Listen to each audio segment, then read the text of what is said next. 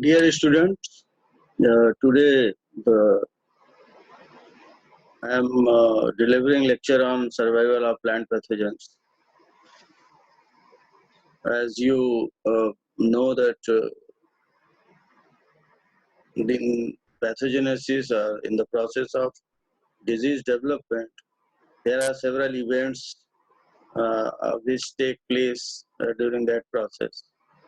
And survival of plant pathogens is the first step from where they start uh, developing their inoculum. So, as we know that a particular disease caused by a particular pathogen comes regularly on the same crop year after year, despite there is a break of the cropping season, or you can say that during the absence of crop, even pathogens, they continue to maintain their life cycle, and when the next crop comes, they attack, and this process is continued. Today we will understand the process or the phenomena of survival. This is also very important, and knowledge of the survival uh, is very useful when we talk about the management of plant diseases. So when we talk about the survival of plant pathogens, the the bigger one, the main plant pathogens group among the fungal pathogens are diversified, where uh, uh, they have diversified vegetative structures as well as diversified reproductive structures.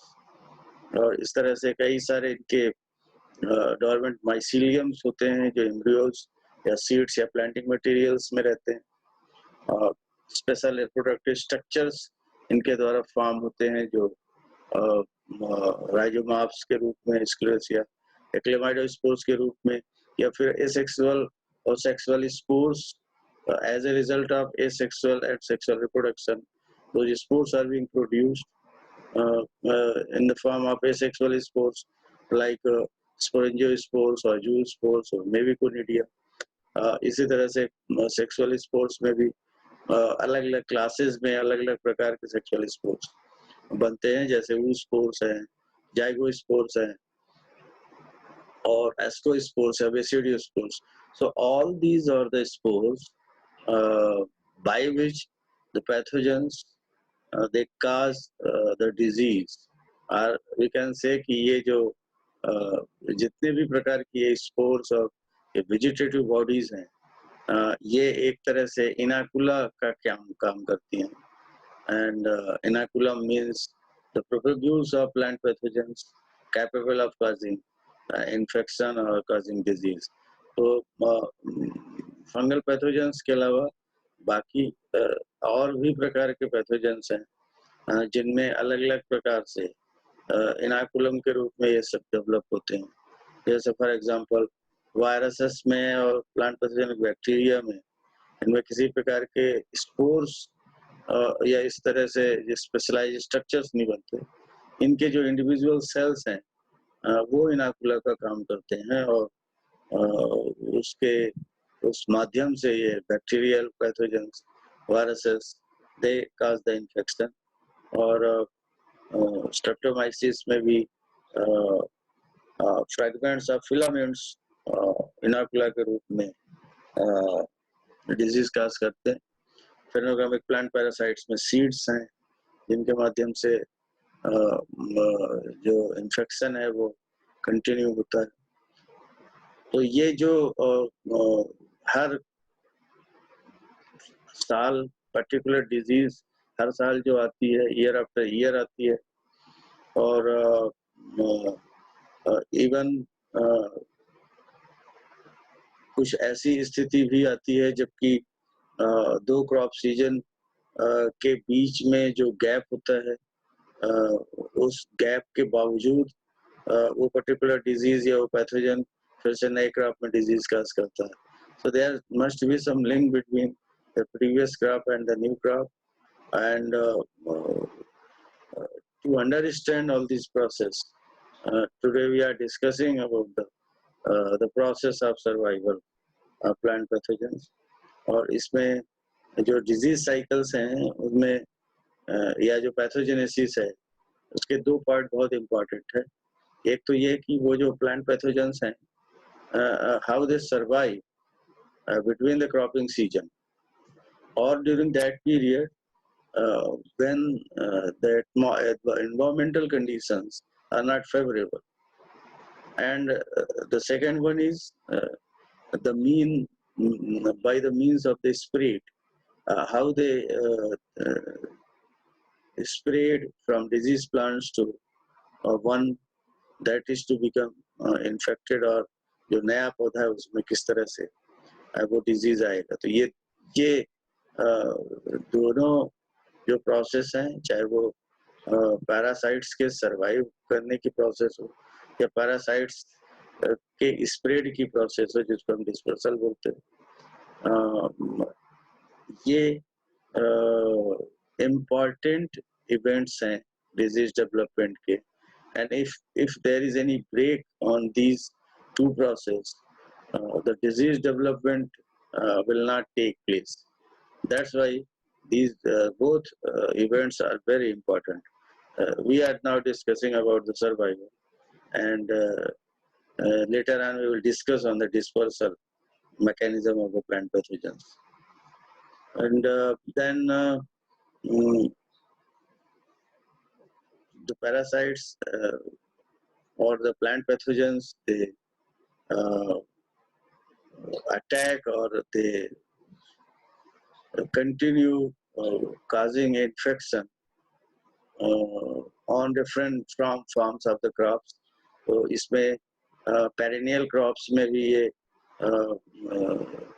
Infection काज करते हैं, parasitic form में रहते हैं. Annual crops में भी parasitic form में रहते हैं. लेकिन जब हम एनुअल क्रॉप्स में बात करेंगे किसी भी प्लांट पैथोजेंस की जो पैरासिटिक फॉर्म में रहता है, तो वो पैथोजन के अंदर ये विशेषता होनी चाहिए कि that pathogen must be capable of surviving when the crop is harvested. और इसमें जो क्लाइमेट है, जो एनवायरमेंटल कंडीशंस हैं या जो क्लाइमेट्स हैं डिफरेंट जियोग्राफिकल एरियाज के इंटरक्रॉप पीरियड के विशेष तौर पे, usually those climates are generally unfavorable for the growth and development of pathogens. तो उस कंडीशन पे जो पैरासाइट्स हैं, ये इनके लिए ये जरूरी है कि वो जो अनफेवरेबल कंडीशंस हैं उस समय ये अपने आप को किस तरह से सरवाइव रखते हैं. And if those pathogens or the pathogens, if they not be able to survive under unfavorable condition, the disease cycle will not be completed. तो 4 तरीके हैं जिस तरह से जो प्लांट पैथोजेंस हैं वो अपने आप को कंटिन्यू रखते हैं, उनकी साइकिल को कंटिन्यू रखते हैं. और उसके लिए तो पहला है कि कुछ ऐसे पैथोजेंस जिसमें ये कैपेबिलिटी नहीं होती कि उनमें रेस्टिंग स्पोर्स बने या डोरमेंट स्ट्रक्चर्स बने या वो अपनी फैकल्टी चेंज करें और पैरासिटिक फॉर्म से सेप्रोफिटिक फॉर्म में आ जाएं. ऐसे जो पैथोजेंस हैं उनके लिए in the absence of their cultivated host, those pathogens must find some alternative sources or alternate sources in the form of either alternate host or collateral host. तो इसके इनमें जो इन्फेक्टेड होस्ट है, it acts as a reservoir of inoculum. जो disease अगले नई crop में जो आनी होती है या डिजीज का जो भी डेवलपमेंट होता है उसमें जो इन्फेक्टेड होस्ट है वो it acts as a source of inoculum.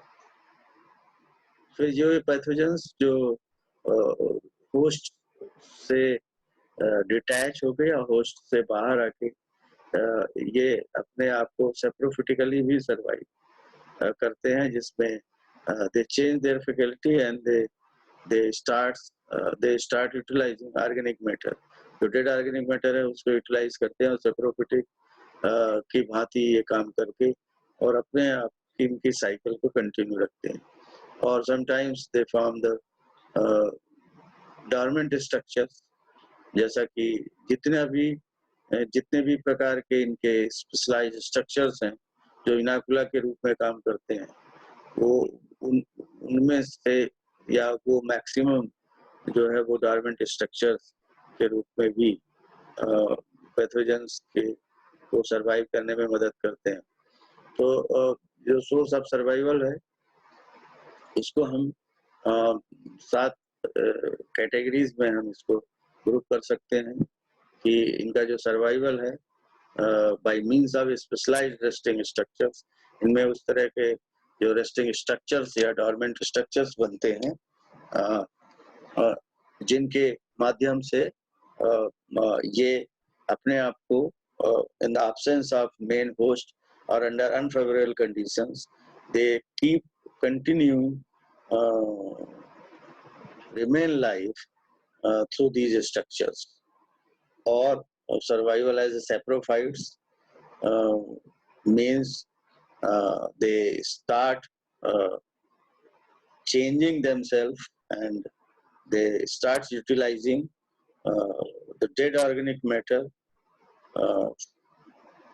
in place of the living host, and in this way they continue to survive as a saprophytes, or they also survive with the vital association with living plants or living plant parts,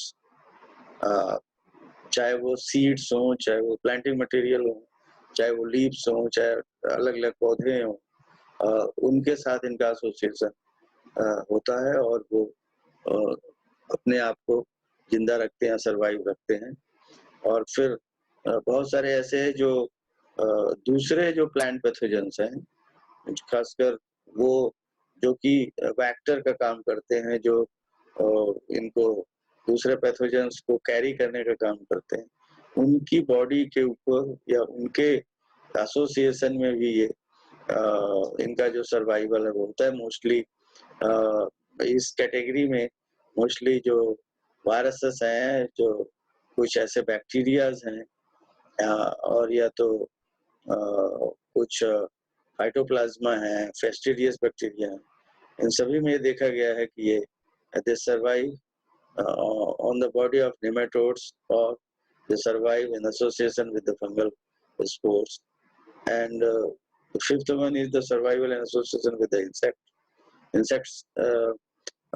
Insects they play a very important role, especially for the survival and dispersal of or dissemination of viruses, viroids, phytoplasma, mycoplasma, fastidious bacteria, etc.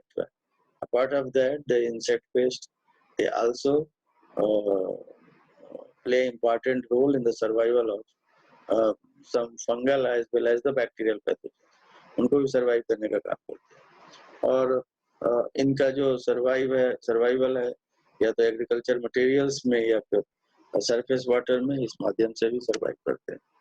तो इनके survival की process में हमें ये जानना जरूरी है कि जो प्राइमरी इन्फेक्शन है और सेकेंडरी इन्फेक्शन है, उनके इसमें सर्वाइवल में किस तरह से ये लिंक्ड हैं या किस तरह से ये जुड़े हुए हैं. So generally, after the survival, the initial infection caused by plant pathogens is known as primary infection, and the propagules which cause the primary infection are known as primary inoculum or primary inoculum. तो ये जो primary infection है, and the primary infection generally occurs after the survival period or after the break of the cycle. Then the secondary inoculum or secondary infection. As a result of primary infection, the pathogens they grow and develop inside the host tissues, और जब वो develop करते हैं तो उनका vegetative भी growth होती है, फिर उसके बाद फर्दर उनमें रिप्रोडक्टिव स्ट्रक्चर्स बनते हैं. ये जो रिप्रोडक्टिव स्ट्रक्चर्स हैं ये सेकेंडरी इनाकुलम कहलाते हैं उन प्लांट पैथोजेंस की. और ये जो सेकेंडरी इनाकुलम है ये स्प्रेड होके और फिर से ये इन्फेक्शन काज करता है. So that infection is known as secondary infection. इस तरह से जो डिजीज साइकिल है उसमें ये प्राइमरी इन्फेक्शन और सेकेंडरी इन्फेक्शन का इम्पोर्टेंट रोल है, और it is also linked with the survival. Example हम देख सकते हैं, चाहे वो लेट ब्लाइट का एक परफेक्ट एग्जाम्पल है, जिसमें ट्यूबर्स में जो इनाकुलम है वो उनका पैथोजेंस का प्रोपेग्यूल वो प्राइमरी इनाकुलम के रूप में पोटैटो ट्यूबर्स में रहता है.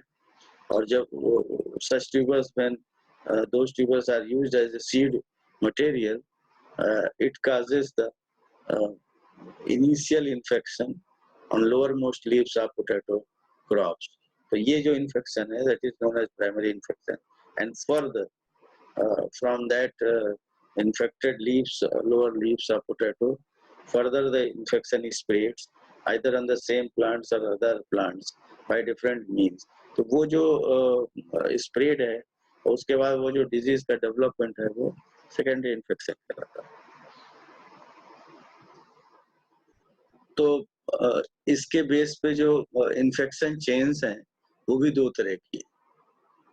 उसमें यही डिपेंड करता है कि जो इनाकुलम पैथोजेंस का है वो किस तरह से सरवाइव करता है between the living and infected host as well as and arriving on the host to be infected. मतलब जो ऑलरेडी इन्फेक्टेड होस्ट है जहाँ पे वो सरवाइव करते हैं वो, और उसके बाद वो जिस होस्ट पे वो इन्फेक्शन काज करने वाले हैं इसके ऊपर डिपेंड करता है. तो इसमें भी दो तरह के चेन्स होती है, एक तो कंटिन्यूअस इन्फेक्शन चेन और दूसरी होती है discontinuous infection chain. Continuous infection chains में जो पैथोजेंस हैं दे सर्वाइव और दे continue their life cycle by infecting the susceptible plants either in the form of main host or cultivated host or some other forms of the host. And in this process, continuous infection chain, generally pathogens, they do not produce any resting spores or they do not change their faculty. ये ऐसा, तो वो जिस condition पे ये pathogens रहते हैं उसी कंडीशन पे ये लगातार होस्ट को इन्फेक्ट करते हैं and they keep continuing their life cycle. In case of discontinuous infection chain, when the disease cycle is interrupted or when the infection chain is interrupted by different phases like epiphytic phase or subepiphytic phase or resting stage, then this infection is known as discontinuous. So discontinuous infection chains में वो सभी प्रकार के pathogens जो unfavourable condition में disease का development जिनके द्वारा रुक जाता है, या फिर अगर वो होस्ट इनको नहीं मिलता तो वो फर्दर उनका जो डिजीज का डेवलपमेंट है वो रुक जाता है, ब्रेक होता है और पैथोजेंस अपने आप को चेंज करना शुरू करते हैं. तो ये जो चेंज है ये अलग अलग स्टेजेज में होती है, चाहे एपिफाइटिक फेज हो, चाहे सैप्रोफिटिक फेज हो या रेस्टिंग स्टेज हो। तो कंटिन्यूअस इन्फेक्शन चेन की अगर हम बात करें तो इसमें अल्टरनेटिव होस्ट जो हो है या फिर सेम होस्ट जिसके ऊपर ये प्लांट पैथोजेंस हैं, they infecting and they continuous surviving on those plants. ऐसे बहुत सारे होस्ट प्लांट्स हैं जो राउंड द ईयर लगाए जाते हैं, जैसे for example groundnut round the year लगाई जाती है, या बहुत सारे ऐसे वेजिटेबल्स हैं जो राउंड द ईयर मौजूद रहते हैं। उस स्थिति में those pathogens, they get continuous the main host or cultivated host, and through causing infection they keep continuing. लेकिन when there is an alternative host, जब alternative host की हम बात करते हैं तो वो जो पौधे हैं जो कि मेन होस्ट न होके वो या तो उस जो क्रॉप है उससे रिलेटेड कोई दूसरी स्पीसीज या फिर वीड स्पीसीज हो सकते हैं या वाइल्ड स्पीसीज हो सकते हैं। तो ऐसे कई तरह के जो होस्ट हैं जिनको जो अल्टरनेटिव होस्ट में आते हैं। ये अल्टरनेटिव होस्ट भी दो प्रकार के होते हैं, अल्टरनेट होस्ट भी होते हैं और कोलेटरल होस्ट होते हैं, इनके बारे में भी बाद में आगे हम बात करेंगे। तो ये जो कभी-कभी ये जो अल्टरनेटिव होस्ट हैं इनमें मोस्टली जो वीड स्पीसीज हैं, the pathogens they cause infection but they do not show the symptoms or the disease and therefore they call the disease carrier। तो इस तरह से भी continuous infection chain इस तरह की प्रोसेस देखने को मिलती है। ये जो चेन है इसमें हम इस तरह से भी इसको दिखा सकते हैं कि अल्टरनेटिव होस्ट, अल्टरनेट होस्ट और डिसकंटिन्यूअस में जो अलग अलग स्टेजेज हैं वो पाई जाती है। अब अगर हम कंटिन्यूअस जो इन्फेक्शन चेन है उसमें अगर हम बात करें तो जो मेजर जो रोल है वो है इन्फेक्टेड होस्ट का, जो कि it acts as a source of primary inoculum, जहाँ से डिजीज का इनिशिएशन होता है और फर्दर डिजीज का आगे जो डिजीज का स्प्रेड है वो लगातार जारी रहता है। और इसमें जो पैथोजेंस हैं they either overwintering or oversummering either on the cultivated host or wild host of the same family or wild host of the other family। Specially ये देखा गया कि बहुत सारे ऐसे पेरिनियल होस्ट प्लांट हैं, विशेष तौर पे जो फ्रूट प्लांट्स हैं उनमें जो पैथोजेंस हैं वो लगातार उन पौधों पे बने रहते हैं, लेकिन उनकी जो एक्टिविटी है वो it is governed by the favourable और unfavourable environmental conditions। So for example citrus canker is continuing causing infection on the citrus plant and the showing symptoms, but when the unfavorable conditions prevail, the pathogens or this the causal agent of citrus canker, the Xanthomonas, it remains in the non-infective form। और when फिर से जब favorable condition मिलती है then again it starts colonizing the host। इस तरह से जो ये ओवरविंटरिंग है ये लीव्स में या स्टेम में या थॉर्न्स में ये सर्वाइव करते हैं और फिर से ये इसी तरह से red rot of sugar cane का एग्जांपल, जिसमें जो पैथोजेंस है the pathogen that is caused by Coleotrichum falcatum and the pathogen survives in infected canes in the form of spore or mycelium। infected canes के अंदर mycelium भी रहता है, infected canes के अंदर spores भी रहते हैं and it can also be survive in the form of resting spores। तो इस तरह से अलग अलग जो पैथोजेंस हैं उनमें अलग अलग प्रकार से इनका जो कंटिन्यूइंग सर्वाइवल है without developing any resting structure वो होता है। अब इसमें जो पाउडरी मिल्ड्यू का हम एग्जांपल ले सकते हैं, जो कि कुकर बीट्स में आती है। थ्रू आउट द ईयर ये पाउडरी मिल्ड्यू हमें दिखाई देती है। और इसी आधार पे ये जो इसमें डिफाइन किया गया है कोलेटरल होस्ट और अल्टरनेट होस्ट को, कि अगर वो उसी फैमिली का होस्ट है तो कोलेटरल होस्ट कहलाता है। और खासकर जो पाउडरी मिल्ड्यू हैं, वायरसेस हैं, फाइटोप्लाज्मा लाइक जो ऑर्गेनिज्म है, ये absence of the main host, they survive on collateral host. Collateral host may be the weed host, or collateral host may be the host belonging to the same family. And the alternate host, it may be the main host, it may be the cultivated host or weed host belonging to other family. तो इसका एक example है rust का, जिसमें the pathogen survives on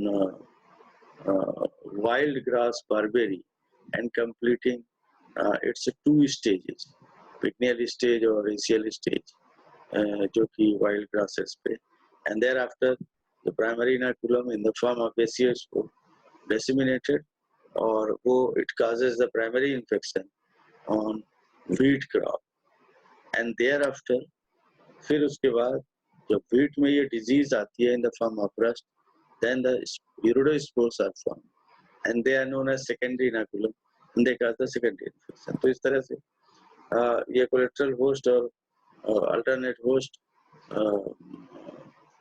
एक important role अदा करते हैं for the survival of plant pathogens, especially in case of those disease cycle which are of continuous infection chain. और इसमें एग्जाम्पल है, हम ब्लास्ट का ले सकते हैं एग्जाम्पल। ब्लास्ट के केस में ये देखा गया है कि prior to appear symptom on the rice crop,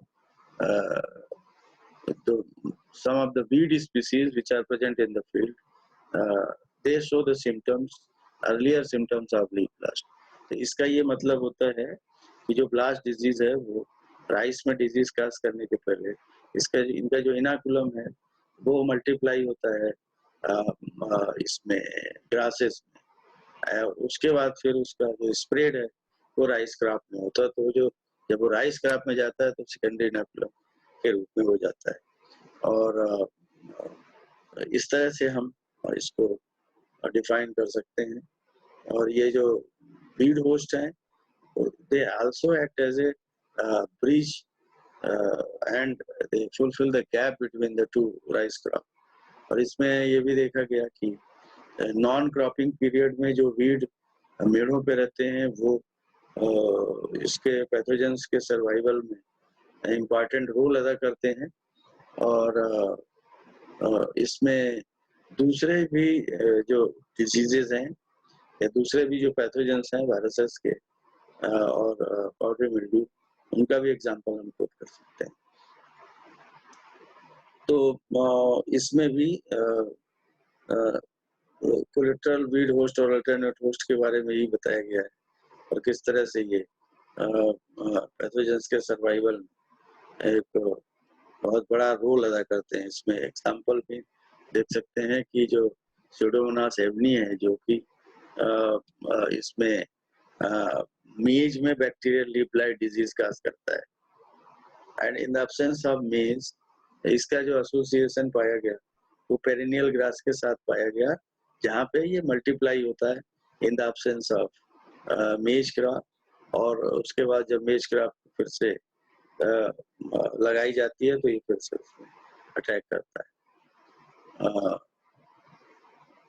दूसरे कुछ और एग्जाम्पल भी हम इसमें दे सकते हैं कि जैसे ब्लैक रॉट ऑफ कैबेज जो कि जेंथोमोनास कम्प्रेस्टिस के द्वारा होता है। इसमें देखा गया है कि in absence of cabbage as well as other cultivated cruciferous crop like cauliflower, the pathogen survives on some of the weed species, जैसे एक wild radish पे survive करता है। और इसी तरह से जो nematodes हैं इनमें भी ये देखा गया है कि इनका वाइड होस्ट रेंज होता है, और इसलिए जब एक मेन होस्ट के एब्सेंस में जो दूसरे होस्ट हैं चाहे वो कल्टिवेटेड अल्टरनेट होस्ट हो या कल्टिवेटेड कोलेट्रल होस्ट हो, और जिनको कंटिन्यूअस इन्फेक्शन जिनमें काज करके और ये अपने आप को सरवाइव करता है। और इसमें ऐसे बहुत सारे एग्जाम्पल हैं, बहुत सारे फंगल पैथोजेंस हैं जिनमें भी ये विशेषता होती है कि उनका वाइड होस्ट रेंज होता है। तो वो जैसे for example Rhizoctonia solani, it causes the different infection on different crops. वो सीरियल्स में भी काज करता है, पल्सेस में भी काज करता है, वेजिटेबल्स में भी काज करता है, इसी तरह से स्क्लेरोसियम भी है। तो ये इसीलिए इनके अब्सेंस, जब मेन होस्ट इनका अब्सेंट रहता है, तो जो फर्दर इनका जो होस्ट रेंज के अंतर्गत जो भी इनके होस्ट हैं उस पे ये मल्टीप्लाई होते हैं, इन्फेक्शन काज करते हैं और लगातार ये चलता रहता है। और रूट नाट का एग्जाम्पल है कि वो सोलेनेसियस क्रॉप में भी डिजीज काज करता है, फिर ओपरा में भी करता है, कुकुरबिट्स में भी करता है। तो ये जो one or more crops which are grown in a year, they serve as a source for surviving those plant pathogens by attacking on those crops. और कई सारे एग्जाम्पल्स हम दे सकते हैं। जो प्रिंसिपल होस्ट हैं, उसके बाद उनके कोलेटरल और अल्टरनेट होस्ट हैं। डाउनी मिल्ड्यू डिजीजेस के लिए इसमें बताया गया है, और इसके अलावा पाउडरी मिल्ड्यू और वेब ब्लाइट के लिए भी बताया गया है कि कौन कौन से कोलेटरल और अल्टरनेट होस्ट हैं। वेब ब्लाइट में काउपी प्रिंसिपल होस्ट हो सकता है, या प्रिंसिपल होस्ट में ये भी देखा गया कि सोयाबीन भी प्रिंसिपल होस्ट होता है, मूंग उड़द भी प्रिंसिपल होस्ट होते हैं। और इसमें एक अगर सोयाबीन में ये आया है, अगर वेब ब्लाइट काज कर रहा है, तो ये फिर जो कोलेटरल होस्ट है, अल्टरनेट होस्ट है, इसमें सरवाइव करता है। बैक्टीरियल डिजीजेस में भी बैक्टीरियल ब्लाइट ऑफ राइस का एग्जांपल हम दे सकते हैं, जिसमें ग्रासेस पे सरवाइव करता है, या शुगर केन का जो रेड स्टाइप डिजीज है, या फिर कॉटन में जो बैक्टीरियल ब्लाइट डिजीज आती है, बैक्टीरियल ब्लाइट ऑफ कॉटन, या उसको angular leaf spot of cotton भी बोलते हैं। तो ये इसमें भी ये इसके जो कोलेटरल अल्टरनेट होस्ट हैं, इसमें ये सर्वाइव करता है। Then the virus and phytoplasma diseases, जिसमें वायरसेस और फाइटोप्लाज्मा लाइक ऑर्गेनिजम्स हैं, they also survive on collateral and alternate host. इसमें राइस टुम्बर वायरस के बारे में बताया गया, कुकुम्बर मोज़ेक वायरस के बारे में, फिर येलो वेन मोज़ेक और ओपरा के बारे में, फाइटोप्लाज्मा लेटिलिबा ब्रिंजल के बारे में। तो कई सारी जो क्रॉप्स हैं उनके बारे में इसमें बताया गया है। तो ये जो कंटिन्यूअस इन्फेक्शन चेन है, जिसमें अल्टरनेट होस्ट को इन्वॉल्व करके, और ये जो प्लांट पैथोजेंस हैं, they continue their cycle, either plant viruses हो या फाइटोप्लाज्मा हो, या फिर और भी जितने भी प्रकार के प्लांट पैथोजेंस हैं, सब में ये अल्टरनेट होस्ट का बहुत बड़ा रोल होता है, और जिसपे ये मल्टीप्लाई करते हैं, और वो इनाकुलम रिजर्वायर का भी काम करता है, और साथ साथ pathogens absence of the host pathogens के मल्टीप्लाई और सर्वाइव में भी काम आता है।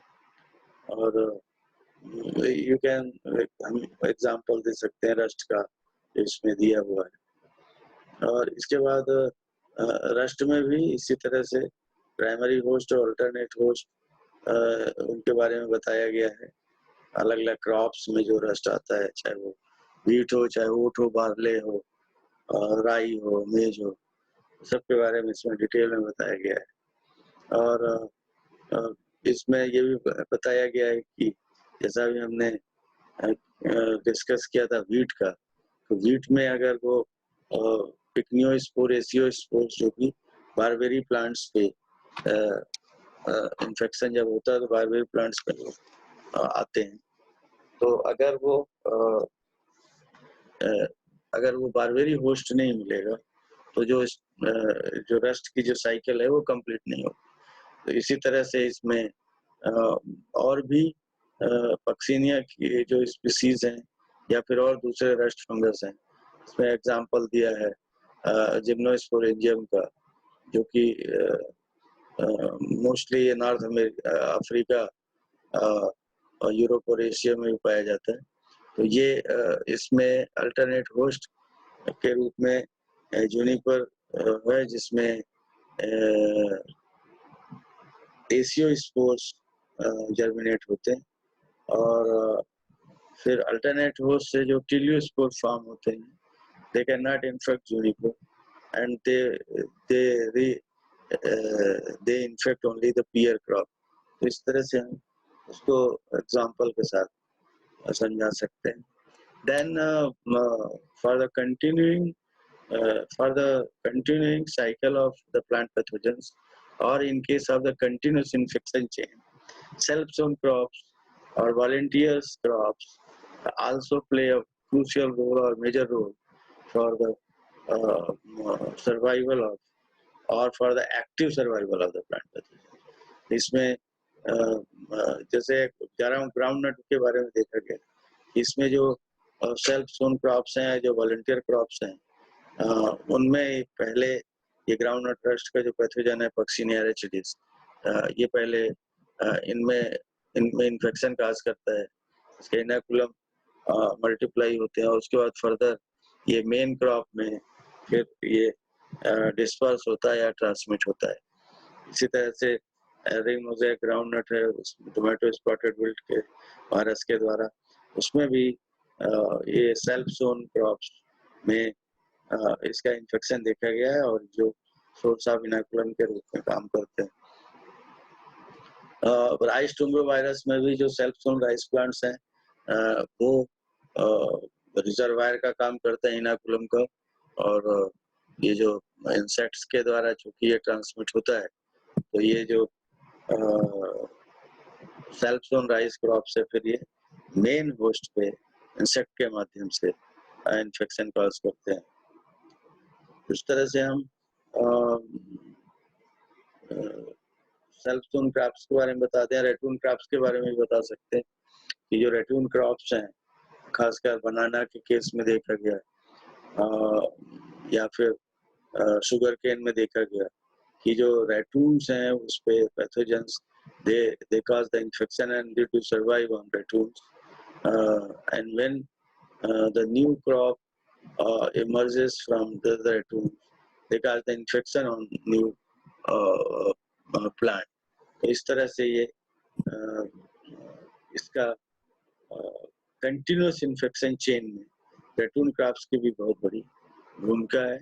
या कभी कभी जो कंटिन्यूस इन्फेक्शन चेन है उसमें लेटेंट इन्फेक्शन भी देखा गया है, जिसमें जो पैथोजेंस हैं, once they cause the infection, they do not grow and they remain in the passive form till the arrival of favorable conditions और favorable environmental conditions। तो इस तरह से भी देखा गया है कि इसमें खासकर ये सिट्रस कैंकर में इस तरह की स्थिति देखी गई है कि जो पैथोजन है जेंथोमोनास जेनोफोडिस, ये हेल्दी बाग टिश्यूज में इन्फेक्शन तो काज करता है, लेकिन उसमें सिम्टम्स प्रोड्यूस नहीं करता और कंटिन्यू उस पे सरवाइव करता है, और जैसे फेवरेबल कंडीशन मिलती है then it starts causing the symptoms. और ग्रेप वाइन में जो जेलिला फेस्टिवियोसा है, इसके बारे में जो लीफ स्पॉट डिजीज का सकता है, इसमें भी ये देखा गया है कि ये वीड्स को इन्फेक्ट करता है, और जबकि वीड्स में सिम्टम्स नजर नहीं आते। तो इस तरह से हम बनाना बंची टाइप का एग्जाम्पल हम दे सकते हैं, जिसमें शकर्स के माध्यम से ये पैथोजन सरवाइव करते हैं। ये कुछ ऐसे एग्जाम्पल्स हैं जिसमें जो पैथोजेनिक बैक्टीरिया है, they have capacity to grow on the surface of host and non-host plants, utilizing the small amount of nutrients that are secreted on the plant surface, survive as residents in the phyllosphere, and they do not show they do not cause any form of the symptoms on those plant parts where they survive. और इसके कई सारे examples हैं, चाहे वो fire blight हो, चाहे वो सॉफ्ट रॉट हो, चाहे उंगुलर लीफ स्पॉट हो, तो we can quote the examples जिनमें इस तरह का देखा गया। फिर इसमें जो इनका जो सर्वाइवल है कंटिन्यूस इन्फेक्शन चेन के अंतर्गत, कि वो नेमाटोड्स और जो फंगस हैं जो वेक्टर का काम करते हैं, खासकर ये वायरसेस के केस में ही देखा गया कि ये नेमाटोड्स के साथ एसोसिएटेड रहते हैं, और या जो फंगल स्पोर्स हैं उनके साथ एसोसिएटेड रहते हैं। मोस्टली जो वायरसेस हैं, इसमें व्हीट मोज़ेक का उदाहरण दे सकते हैं, और spindle streak of heat caused by viruses, lettuce, tobacconocosis, कई सारे ऐसे वायरसेस हैं जो कि या तो नेमाटोड्स की बॉडी में सरवाइव करते हैं या फंगल स्पोर्स के साथ इनका एसोसिएशन होता है। और इस तरह से ये जो इनाकुलम है पैथोजेंस का, उसको मल्टीप्लाई करने का काम होता है इसमें, और साथ साथ में वो इन्फेक्शन भी काज करते हैं।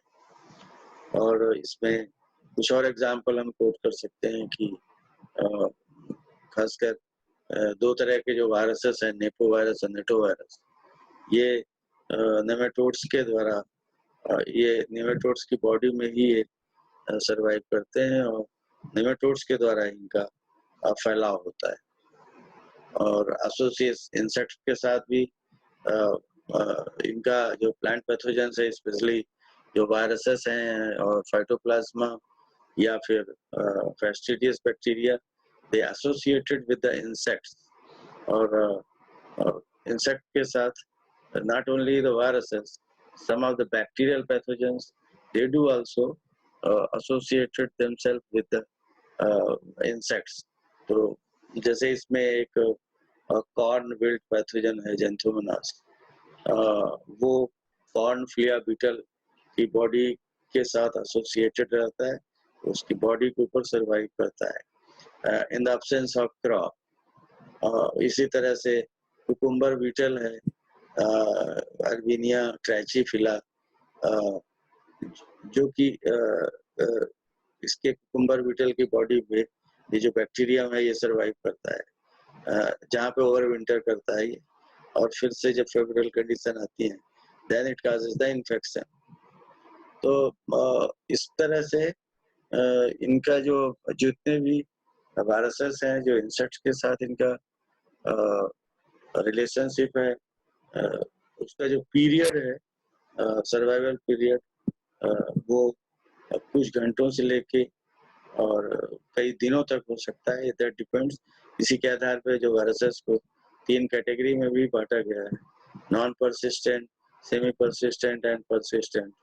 और इसमें सिट्रस टेस्टिजा का उदाहरण दे सकते हैं, जो कि एफिड की बॉडी के साथ ये एसोसिएटेड रहता है, एफिड रिटेन करता है इसको, और इसका जो रिटेंशन पीरियड जैसे होता है कि कुछ घंटों से लेकर कई दिनों, कई हफ्तों तक इनका रिटेंशन पीरियड होता है।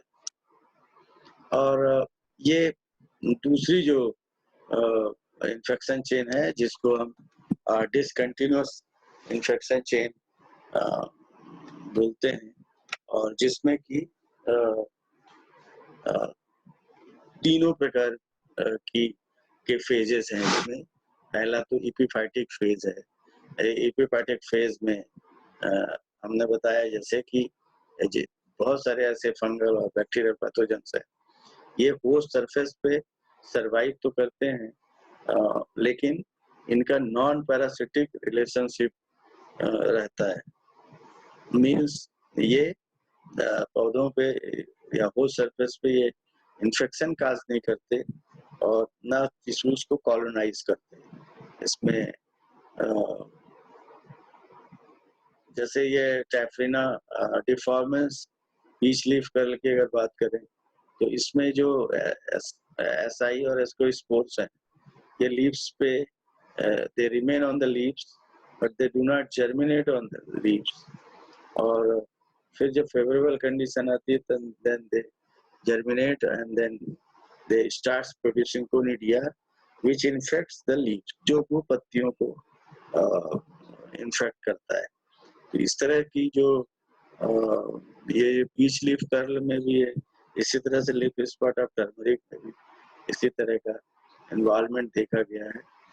और इसमें एपिफाइट फेज में सिट्रस कैंकर का उदाहरण दे सकते हैं, जिसमें बार्क पे, स्केल्स पे वो पैथोजेंस रहते हैं और अपने आप को कंटिन्यूअस एक्टिव फॉर्म में रखते हैं.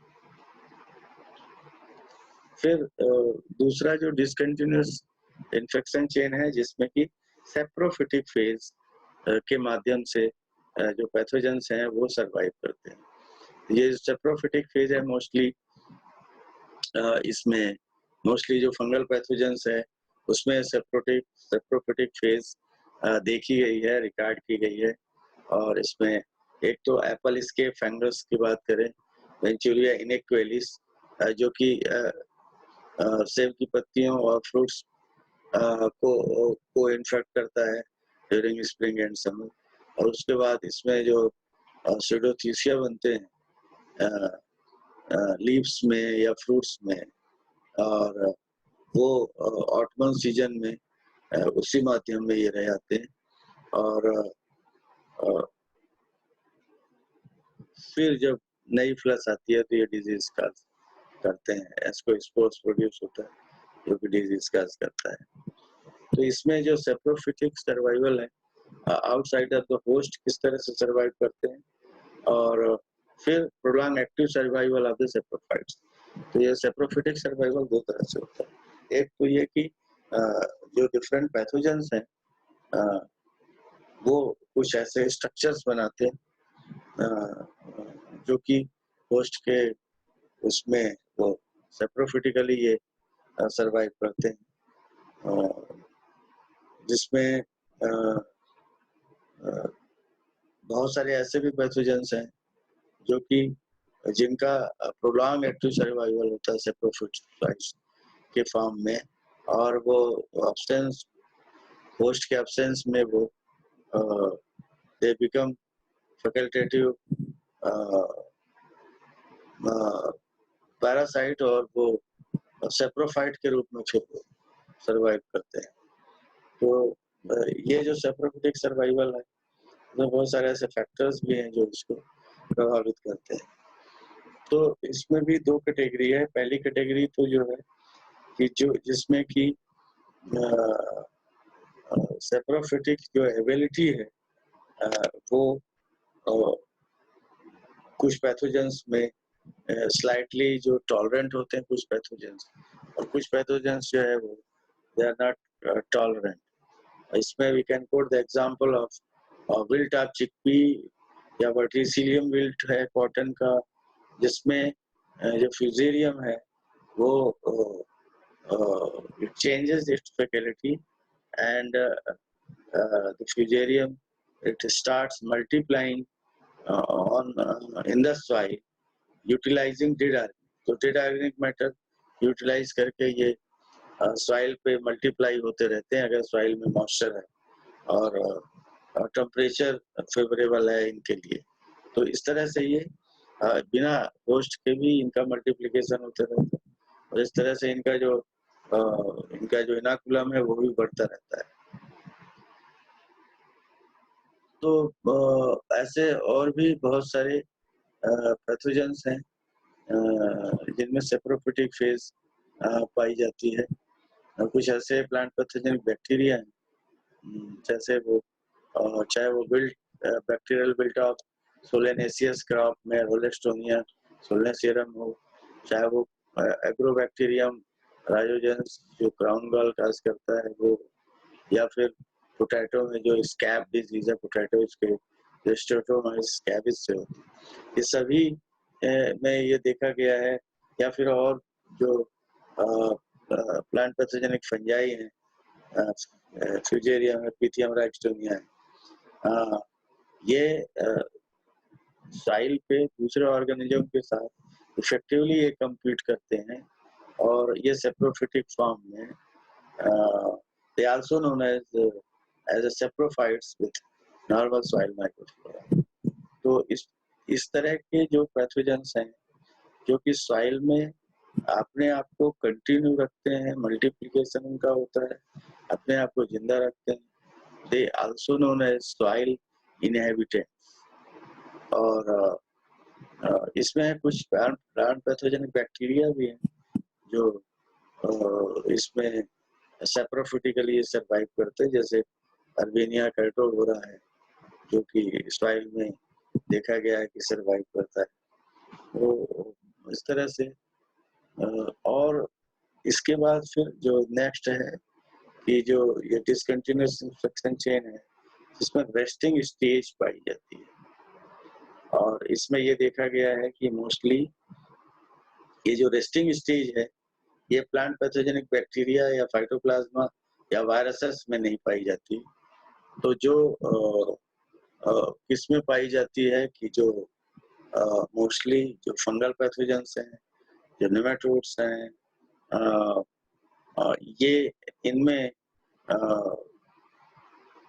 विशेष प्रकार के जो सर्वाइवल स्ट्रक्चर्स बनते हैं इन द फॉर्म, चाहे वो वेजिटेटिव सर्वाइवल स्ट्रक्चर्स हों चाहे वो रिप्रोडक्टिव सर्वाइवल स्ट्रक्चर्स हों, जिसके माध्यम से पैथोजन सर्वाइव करते हैं। इसमें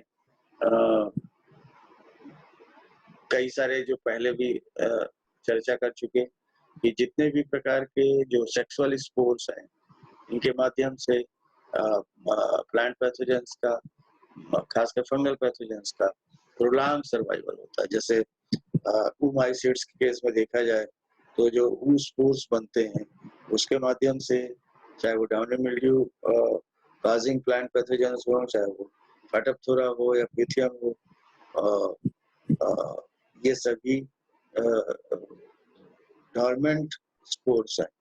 या फिर डस्ट और स्मट्स के केस में टीलियो स्पोर्स को ले लें, या बहुत सारे ऐसे फंगल पैथोजेंस हैं जिनमें माइसीलियल या हाइफल सेल में परिवर्तन आता है और they form the thick walled hyphal cell which is known as chlamydospore. तो ये जितने भी प्रकार के ये रेस्टिंग स्पोर्स हैं, इनकी ये विशेषता होती है कि इनके माध्यम से plant pathogens they can survive for a period up to 20 years or more. That depends on how these structures they do act. और इसमें डोरमेंट स्ट्रक्चर्स में न केवल स्पोर्स बल्कि जो वेजिटेटिव स्ट्रक्चर्स हैं जैसे वेजिटेटिव हाइफी हैं वो भी इसकी श्रेणी में आते हैं डोरमेंट स्ट्रक्चर्स में। और अगर हम वेजिटेटिव डोरमेंट स्ट्रक्चर्स की बात करें तो जो डोरमेंट हाइफी है खासकर वो एग्जांपल में लूज स्मट ऑफ व्हीट का दे सकते हैं, जिसमें जो स्टिलैगोटिटिसाई का जो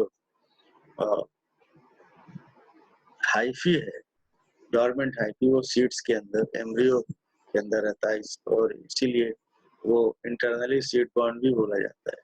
और जब वो सीड जर्मिनेट होते हैं तो as and when seeds germinate the dormant hyphae also becomes active and it starts growing along with the pace of the plants। इस तरह से वो कंटिन्यू इनकी साइकिल चलती रहती है। फिर ऐसा भी देखा गया है कि बहुत सारे ऐसे जो फेजेस होती हैं जिनको हम लेटेंट स्टेट या क्यूसेंट स्टेज बोलते हैं, जिनमें भी कुछ अलग अलग प्रकार के सर्वाइवल स्ट्रक्चर्स बनते हैं। और जैसे एस्कोस्पोर्स हैं जो कि स्यूडोथीसिया के अंदर बनते हैं लीव्स में, और ये इनका भी पीरियड निश्चित होता है, 6 वीक से लेके 6 मंथ्स तक ये सर्वाइव करते हैं। और इसके बाद दूसरे जो ऑर्गेनिजम्स हैं उनको भी हम इसमें एग्जाम्पल में कोट कर सकते हैं। बहुत सारे और भी जो स्मट्स, जैसे सोरगम स्मट्स हैं या फिर बार्ले का स्मट्स है, कई सारे ऐसे स्मट्स के स्पोर हैं जिनमें टीलियो स्पोर्स का फॉर्मेशन होता है और ये सीड्स के साथ एसोसिएटेड रहते हैं, चाहे वो अ, इसमें सीड कोट के ऊपर रहें, चाहे वो out surface of the seed रहें। इस तरह से एक्सटर्नली सीड बॉन्ड के रूप में ये काम करते हैं। तो अलग अलग प्रकार के डोरमेंट स्ट्रक्चर्स हैं और जो कोनिडिया है या जो स्पोर एसेक्सुअल स्पोर्स हैं, उनके माध्यम से पैथोजन का जो सर्वाइवल पीरियड है वो कम समय के लिए होता है, जबकि जो डोरमेंट स्ट्रक्चर्स हैं जैसे स्पोर्स हैं, क्लेमाइडोस्पोर्स हैं या पेरिथीसिया हैं जिनके अंदर एस्कस स्पोर्स बनते हैं, इनके माध्यम से या फिर स्क्लेरोसिया हैं, इनके माध्यम से जो सर्वाइवल है प्लांट पैथोजेंस का वो लंबे समय के लिए होता है, सो लॉन्ग सर्वाइवल। तो इवन नेमाटोड्स की अगर बात करें तो नेमाटोड्स में भी सर्वाइवल स्ट्रक्चर्स पाए जाते हैं, चाहे वो in the form of cyst हो, सिस्ट के अंदर एग्स रहते हैं जो प्रोटेक्टेड रहते हैं, या eggs they are covered with the gelatinous matrix which is resistant to adverse environmental conditions।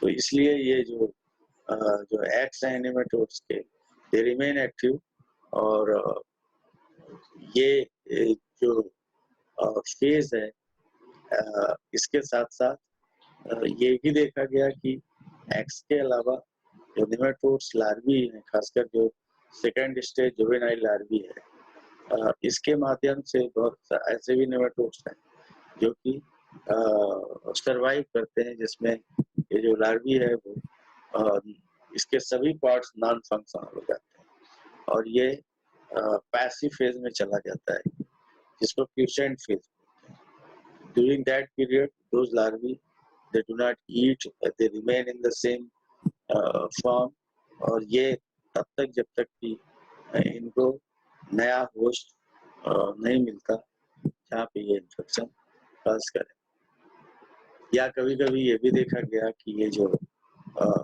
एक ही नेमाटोड की जो साइकिल है उसमें जो डोरमेंट स्टेज है वो in the form of quotient phase या क्रिप्टोबायोटिक फेज, जिसमें लार्वी में ट्रांसफॉर्मेशन होता है और as and when the larvae it gets the moisture and favorable condition, then it starts developing and causing the disease।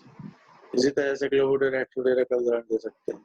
एनवायरना tritici का बताया, डिटाइलिंकस डायप्साई का बताया। एनवायरना tritici causes the ear cockle of wheat, जिसमें कॉकल्स बनते हैं और इसमें ये कॉकल्स जो हार्ड स्ट्रक्चर होते हैं and they contain 400 to 500 juvenile larvae, dormant juvenile larvae। और as soon as those cockles along with the seed placed on the field में जैसे ही ले जाया जाता है तो वो मॉइस्चर इम्बाइब करके फिर से वो एक्टिव फॉर्म में आ जाते हैं। तो इसी तरह से ये इनको कैटेगरी भी उसी तरह से बनाई गई है और ये जो रेस्टिंग स्ट्रक्चर्स हैं उनके बारे में भी पहले भी बता चुके। और ये सभी माध्यम है जिस माध्यम से पैथोजेंस सरवाइव करते हैं, चाहे वो कंटिन्यूस इन्फेक्शन चेन के माध्यम से, चाहे वो डिसकंटिन्यूस इन्फेक्शन चेन के माध्यम से हो, और सभी प्रकार के पैथोजेंस का इसी तरह से सर्वाइवल होता है। फिर अब एक नेक्स्ट और जो बचा, survival in the vital association with living plants. Living plants का मतलब है कि ऐसे बहुत सारे पैथोजेंस हैं, प्लांट पैथोजेंस हैं, चाहे वो बैक्टीरियल पैथोजेंस हो, चाहे वायरसेस हो, चाहे वो फंगल पैथोजेंस हो, जिनका प्लांट पार्ट्स के साथ एसोसिएशन होता है और वो actively they associated with the living parts and they continue surviving on those plants or plant parts। और इसमें सीड्स के बारे में पहले भी बता चुके कि इसमें एल्बुजिस्मट का उदाहरण दिया। इसी तरह से बीन एंथ्रेक्नोज में भी देखा गया कि जो पोलिट्रोट्राइकम है वो सीड्स पे एसोसिएटेड होता है। और कॉटन के केस में भी देखा गया है कि तो bacterium is associated with the seed. और इसी तरह से लेट ब्लाइट ऑफ पोटैटो में देखा गया कि it is associated with the tuber seed. तो ये सभी जो हैं ये जितने भी प्रकार से ये जिनका जो सर्वाइवल है वो या तो प्लांट पार्ट्स के साथ है या जो कि लिविंग फॉर्म में। और ये कुछ एग्जांपल्स हैं जो सीड और प्लांटिंग मटेरियल का जो हम इसमें लिख सकते हैं कि प्लांटिंग मटेरियल में खासकर पोटैटो मोज़ेक डिजीजेस हैं। 4 प्रकार के जो पोटैटो मोज़ेक डिजीज, इनमें भी जो वायरसेस हैं दे survive actively, they survive in the tubers, जो अफेक्टेड ट्यूबर्स हैं, और उन्हीं के माध्यम से फिर इनका डिस्पर्सल भी होता है, डिजीज भी काज करते हैं। या फिर bacterial built of potato engine, जिसमें कि प्लांटिंग मटेरियल में, ट्यूबर्स में या राइजोम्स में ये जो बैक्टीरिया है ये सर्वाइव करता है।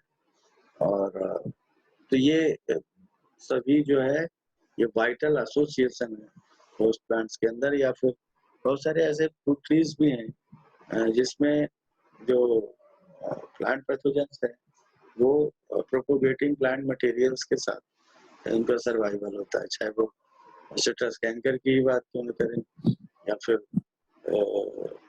दूसरे और प्रकार के जैसे सिट्रस ट्रिस्टिजा है, सिट्रस ग्रीनी है, और भी कई सारी जो वायरसेस की डिजीजेज है या कुछ ऐसी बैक्टीरियल डिजीजेस भी हैं जिसमें वो लिविंग प्लांट पार्ट्स के साथ एसोसिएटेड रहता है और वो अपने आप को सर्वाइव करता है till the receiving new host of the plant. इसके बाद जो फाइनल जो सर्वाइवल है प्लांट पैथोजेंस का, इसमें कौन कौन से फैक्टर्स हैं जो इसके सर्वाइवल को प्रभावित करते हैं। और उसमें ये देखा गया कि सॉइल जो है इम्पोर्टेंट फैक्टर है, खासकर उन सभी प्लांट पैथोजेंस के लिए जो सॉइल पे सर्वाइव करते हैं, चाहे वो रेस्टिंग स्पोर्स के माध्यम से हो, चाहे वो सैप्रोफिटिक सर्वाइवल हो।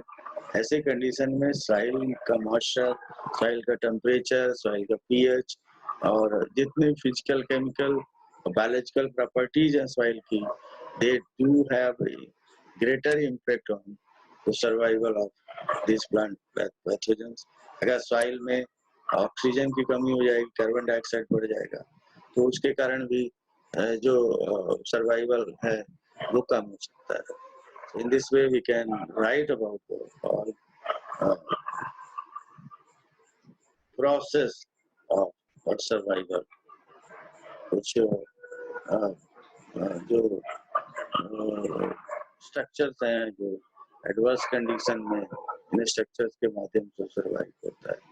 These are some references जिसके माध्यम से ये लेक्चर को और तैयार किया गया है।